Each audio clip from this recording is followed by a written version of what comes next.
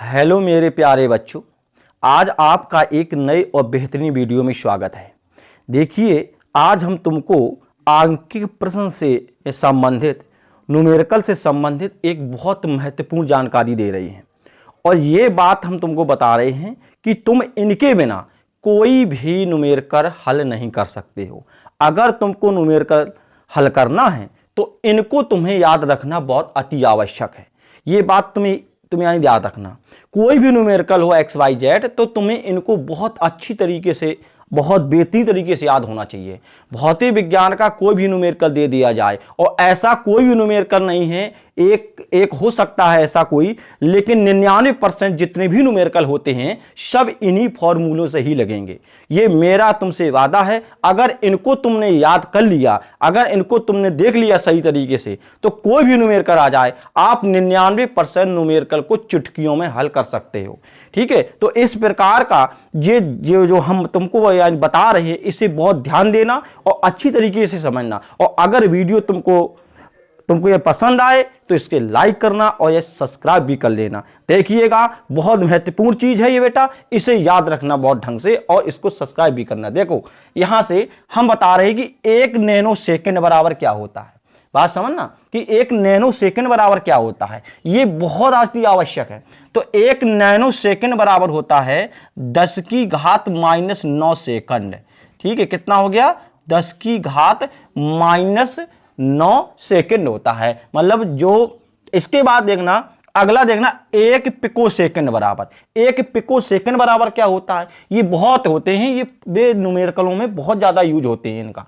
ठीक है ना, तो एक पिको सेकंड बराबर होता है 10 की घात -12 सेकंड। ठीक है, इस बात में ध्यान रखना, 10 की घात -12 सेकंड होता है। राइट, अब इसके बाद आइए 1 माइक्रोन बराबर। 1 माइक्रोन, इससे हम म्यू से प्रदर्शित करते हैं। किससे बेटा? यानी म्यू से। तो 1 माइक्रोन बराबर होता है 10 की पावर -6 मीटर होता है बेटा। क्या होता है? मीटर। इन इकाइयों को विशेष ध्यान देना है।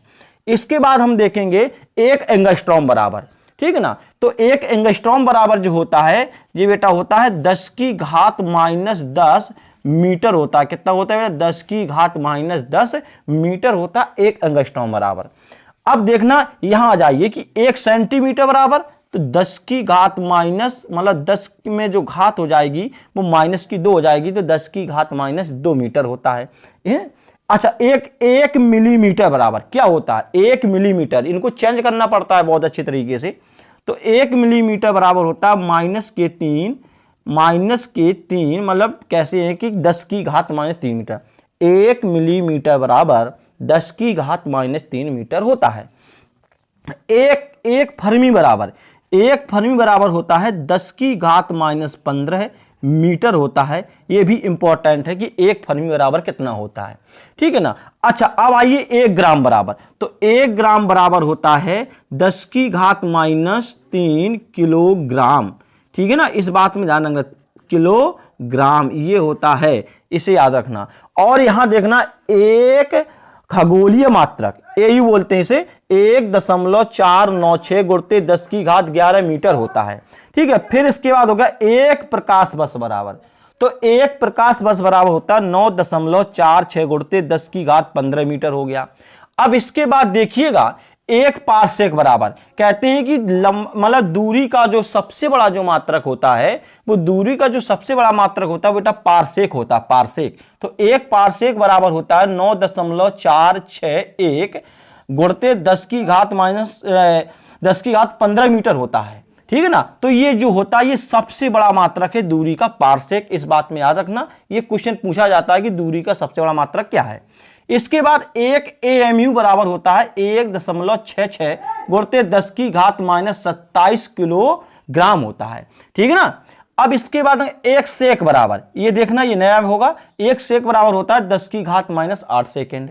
और इसके बाद 1 टेस्ला बराबर, 1 टेस्ला बराबर होता है 10 की घात 4 गॉस होता है। ठीक है ना, कितना होता है? 10 की घात 4 गॉस होता है।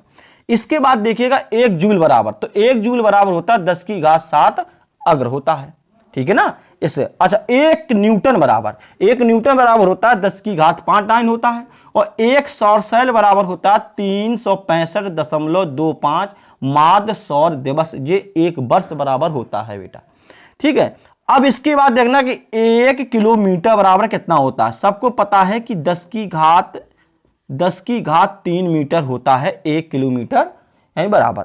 और एक पाइज बराबर, तो एक पाइज बराबर होता है 1/10 किलोग्राम प्रति मीटर सेकंड होता है। और 1 मीटर बराबर सब जानते हो आप कि 1 मीटर बराबर होता है 10 की घात 2 सेंटीमीटर। इस बात में ध्यान रखना। तो ये जो हमने इकाई बताई ये बहुत महत्वपूर्ण इकाई थी और बहुत इंपॉर्टेंट थी। इसलिए हमने कहा कि इन सूत्रों के बिना आप आंकिक प्रश्न को हल नहीं कर सकते हो। ये इकाई जो हमने तुम्हें बताई, जितने भी यूनिट बताई, इन यूनिटों को याद रखना। इनका सबसे ज्यादा उपयोग होता है। ठीक है, 1 नैनो सेकेंड, 1 पिको सेकेंड है, 1 सेंटीमीटर, 1 मिलीमीटर, इनको हमको चेंज करना पड़ता है। तो इन जितनी इकाइयां हमने लिखी हैं, इन इकाइयों को याद कर लेना अच्छी तरीके से। फिर आप देखना किसी भी प्रकार का कोई भी ऐसा नहीं होगा न्यूमेरिकल जो तुमको ना आए। सब सीख लोगे, सब आ जाएगा। इसलिए इसको और अच्छे तरीके से देखिएगा। अगर तुमको वीडियो पसंद आया हो तो इसको लाइक कर देना या सब्सक्राइब भी कर लेना। इसी प्रकार से भिन्न भिन्न प्रकार की वीडियो तुम्हें आते रहेंगे। धन्यवाद। जय हिंद।